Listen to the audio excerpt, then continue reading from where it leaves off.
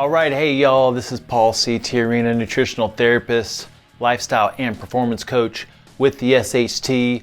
Thank you so much for spending your time with us today. Remember, we are here to help, to heal, to clarify the confusion, and to bring confidence to the people that we work with. So please make sure that you follow, subscribe. If you find this information useful, share it with people that you care about, and keep sending your comments and questions because that's where a lot of this information comes from.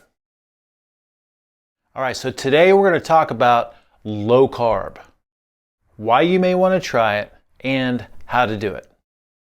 Before we get into that, I just want to cover some key points of what it is that I want us to know. First of all, carbohydrates are the biggest problem for most people, and that includes the people of the SHT community, which is why we have our rules around carbohydrates. Carbohydrates have the biggest impact in a negative direction of all the macronutrients on body composition and health markers. Eating real food the SHT way is lower carbish than the standard American diet for sure, but it's also low carb in and of itself, and we'll talk more about that today. Carbohydrates in the context of our way of eating are not a problem. I think the difficulty for most people is just following the rules. And then low carb, we don't believe is healthy or necessary over the long term, but it can be useful as an experiment and as a temporary tool. So let's do a quick review of what we're doing with real food. All right, remember we have two main focuses. The first focus is we're eating for nutrients. Nutrients are what build this body. They contribute to structure and form and all the different functions in the body. And then we're also eating in a way that nurtures self-sufficiency, which is the body's own self-reliance, the body's ability to make its own energy and be metabolically flexible and ideally fat burning over time. So when we're eating for nutrients, we're eating foods that are nutrient dense, and this especially includes the animal meats and traditional fats and nutrient dense vegetables, and then full-fat dairy products if you tolerate them. But then we're eating in a way that trains the body how to use its own fat for fuel. And this automatically happens when we eat real food our way and we're strategic with our carbohydrates, meaning that we time our carbohydrates later in the day from real food sources in moderated amounts. And then again, just think about what it is we're trying to do big picture. What are we trying to do with food? We're trying to eat real food. We're trying to be strategic with our carbohydrates, and then we're trying to allow space and periods of not eating. In a lot of our talks and progressions, we talk about the keys to self-sufficiency. So if we just mentioned one of our two focuses with real food is self-sufficiency, we have all these different things and tools that we can use to nudge the body in this direction of self-sufficiency. So one of them is strategic carbohydrate consumption, which we just mentioned. And then also having space in between meals, allowing natural space with no snacking. And then we definitely want to experiment with periodic low carb our way, and then also training on an empty stomach, and then strategic fasting protocols. But today we're going to talk about low carb because it is one of our keys to self-sufficiency. Now, one of the problems most of us have is that we are overcoming and undoing years, if not decades, of insulin resistance. And if you're not familiar with insulin resistance is when the cells of the body don't respond properly to the hormone insulin because of oversecretion for a lifetime. Insulin resistance is the driving factor that leads to type 2 diabetes and metabolic syndrome. So let's talk just a little bit more about insulin resistance. So we believe that insulin resistance is what's behind metabolic syndrome, which is basically a cluster of symptoms, including being overweight, having high blood sugar and type 2 diabetes, having high blood pressure, having inflammatory markers, and then having poor lipid numbers. If you have 3 or more of these symptoms, then you would be considered having metabolic syndrome. Now, if insulin resistance is behind metabolic syndrome, then what contributes to insulin resistance? Well, first of all, eating inappropriate foods and especially refined carbohydrates, eating too many times a day, and then over time, this adds up and builds cumulative damage. And we'll talk a little bit more about this, all right? So what actually happens when you eat as far as insulin goes? So when you eat food, especially carbohydrates and proteins, these macronutrients and macro foods stimulate insulin, right? Insulin is secreted because insulin does two things. It makes energy and nutrients immediately usable, and then it also stores energy. So proteins are broken down into amino acids. Those amino acids are used or recombined into proteins again and used in different ways. And then also maybe they're stored, and then carbohydrates are either used or turned into glycogen and stored in muscles and liver, or turned into excess body fat. Now, what's interesting about insulin secretion is that insulin is secreted in different amounts for different macronutrients. So fat is going to have the smallest secretion of insulin, protein a little bit higher, and then carbohydrates the highest of all the different macronutrients. So when insulin is secreted, we just have to understand that this is directing the body to store energy and specifically to store fat. So every time I eat food, I'm going to secrete some insulin, and depending on what that type of food is, I'm going to secrete more insulin, especially if it's carbohydrate based, and that means I have more of a potential for fat storage. And the only thing that is going to take away from that is going to be space in between meals. So remember that old way of thinking that I think most of us came from, which is the calories in, calories out model. Basically says that if I expend more calories in a day than I take in, I'm going to lose weight. And if I expend less calories in a day than I take in, I'm going to gain weight. This thinking is completely flawed because it assumes that I can control one of those two variables and the other one doesn't change. I can control either eating less and then I'm going to continue to expend the same amount of calories, or I can consume the same amount of calories and just exercise more and then I'm going to lose weight.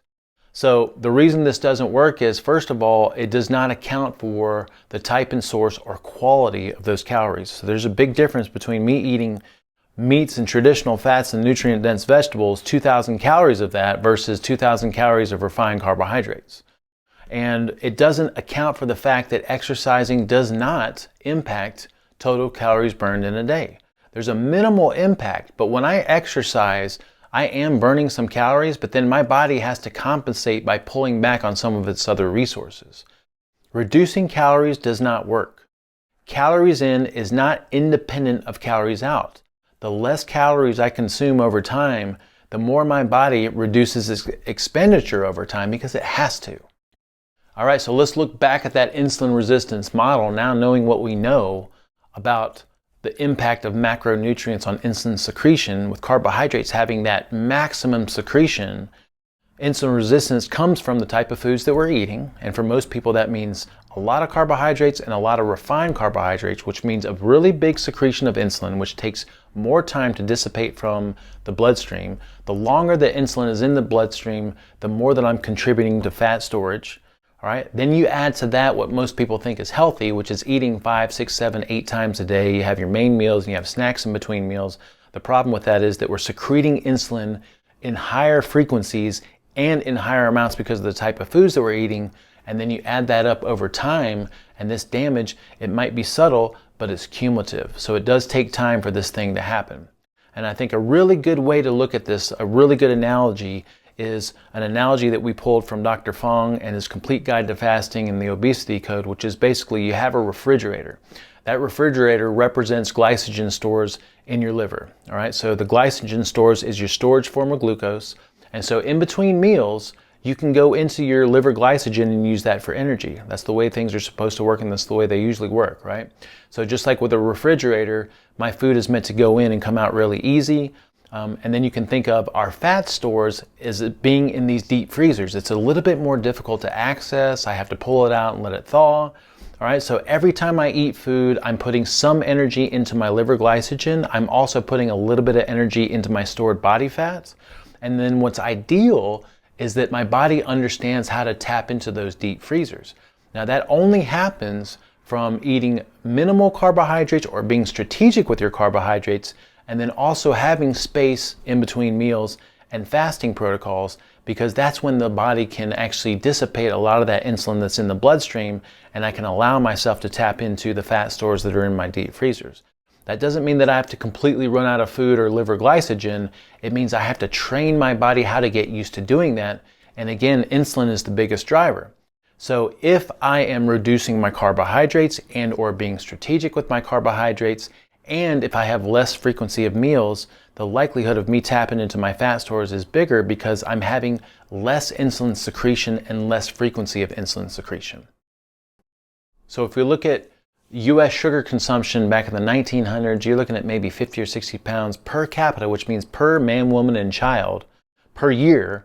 All right, and then you fast forward to the 2000s, and we're looking at over 120 pounds of sugar per person per year. This is a huge part of what explains the chronic obesity rates and diabetes rates and metabolic syndrome rates, right? Then also add to that the fact that back in the 1970s, the average number of meals per day was about 2 or 3 meals per day. Fast forward that to the 2000s, and you're looking at the average number of meals per day being around 5 or 6 meals per day, and a lot of people in excess of that, right? People just feel like they got to graze all day, every day. All right, so let's look at some examples of what someone might be consuming as far as carbohydrates go if they're following the conventional wisdom view of what we need to do to be healthy. All right, so according to the 2015 Dietary Guidelines for Americans, carbohydrates should make up 45 to 65% of a person's total daily caloric intake, which means that if someone's consuming 2,000 calories in a day, this is about 225 to 325 grams of carbohydrates per day, which sounds insane, and it is, because I think it's almost impossible to reach unless you're really trying to eat a lot of carbohydrates. But let's look at maybe like a normal breakfast, all right? So net carbs, by the way, is total carbohydrates minus fiber, which gives us sugar and starch. So if I consume a glass of orange juice, which a lot of people think is healthy, we're looking at 25 grams of net carbs, which is mostly sugar. And if I consume a bowl of oatmeal with that, which a lot of people start their day off with a bowl of oatmeal, that's 30 grams of net carbs. And then let's throw in a banana, that's 25 grams of net carbs, for a total of 80 grams of net carbs just in breakfast alone. And then let's move to lunch. A lot of people like to have slightly lighter lunch. Green smoothies are super popular right now, and green juices. So depending on how much fruit's in that, we're looking at 25 to 60 grams of net carbs. And then let's throw in a bowl of quinoa, which everybody thinks is healthy. That's another 34 grams of net carbs for a total of about 60 grams of net carbs. And then going to dinner, for most people, that's the biggest meal of the day. Let's have a bowl of brown rice, 3/4 of a cup of brown rice, 48 grams of net carbs. 3/4 of a decent sized sweet potato, we're looking at about 26 grams of net carbs. Throw in some Strauss ice cream for dessert, 3/4 of a cup of Strauss ice cream, that's 22 grams of net carbs. And then a small bowl of fruit, 18 grams. We're looking at a total of 100 grams of net carbs. All right, and then of course throughout the day, most people are going to throw in something like a cookie or a pastry or maybe a mocha frappuccino at 33 grams of net carbs. So we're looking at 200 plus grams of net carbs, and this is why a lot of our population is suffering from insulin resistance. Now let's look at how low carb the SHT is. So if we had a sliding scale about the amount of net carbs and body composition changes that we could expect, if we were under 50 grams of net carbs, that's what we would consider either fasting and or being in ketosis. If we were between 50 grams of net carbs and 100 grams of net carbs, I think that's the spot, the sweet spot for most people that's going to be effortless weight loss over time.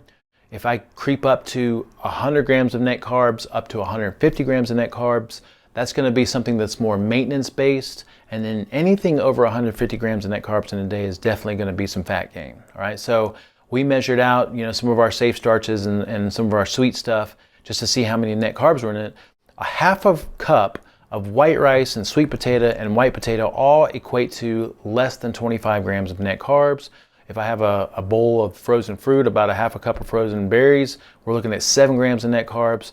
A half a cup of some Honeycrisp apple, you're looking at about 15 grams of net carbs. So even eating the things that we would consider dominant sources of carbohydrates, dominant sources of starch and sugar, if we measure those things out the way that we recommend, it's still relatively lower carbish.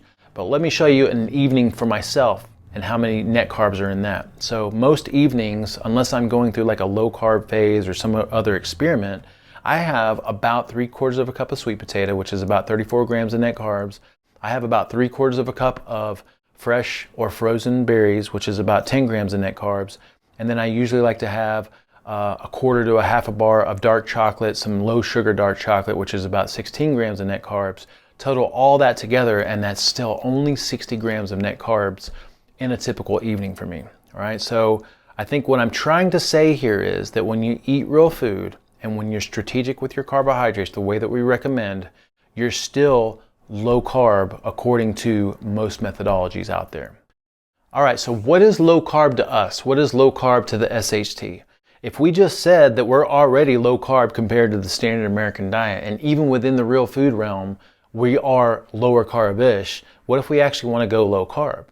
Low carb to us would mean pulling out all the dominant carbohydrates or dominant sources of starch and sugar, which means no safe starches, no fruits, no honey, no dark chocolate, no sweet things, and no alcohol.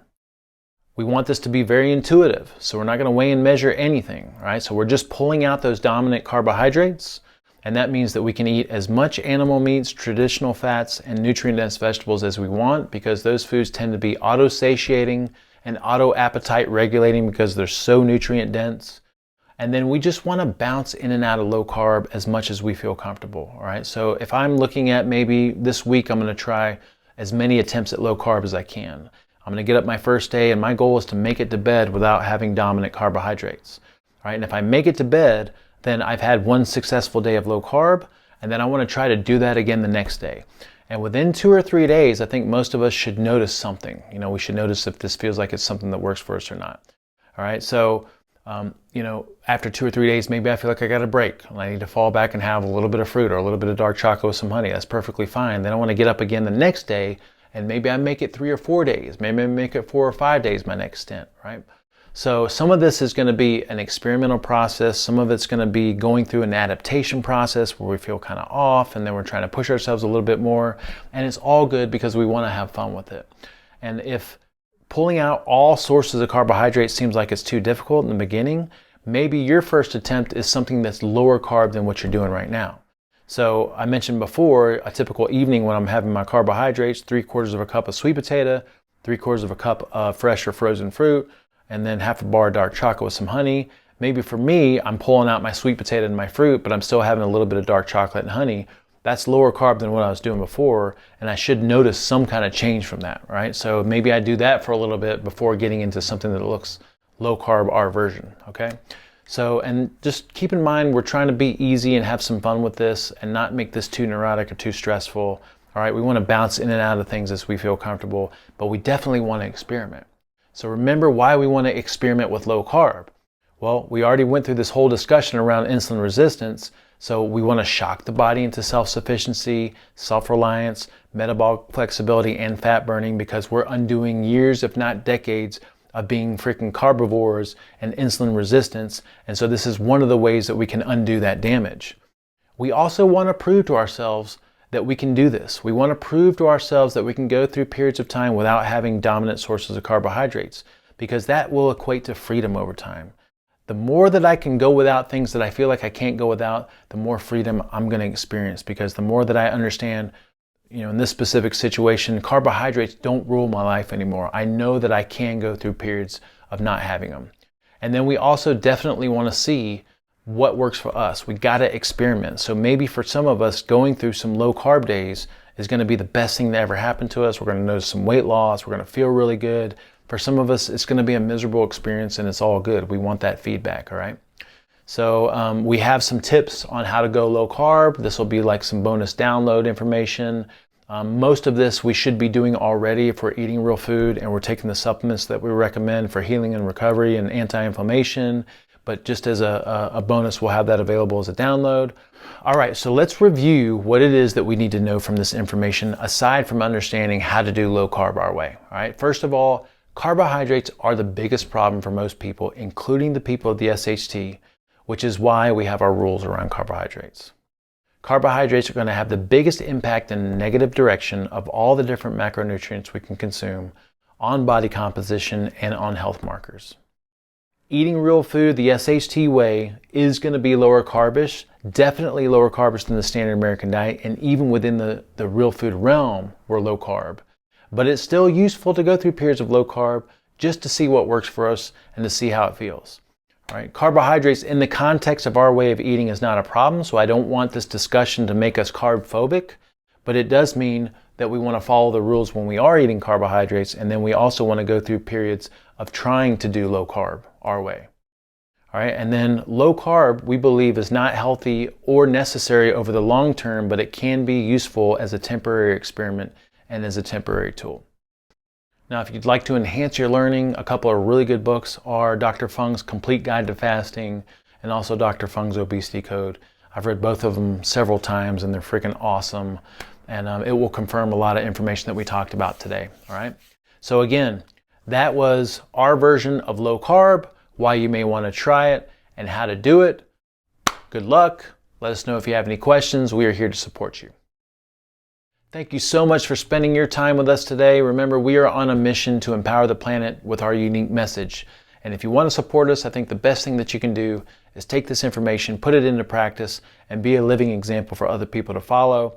If you find this information useful, please share it with people that you care about.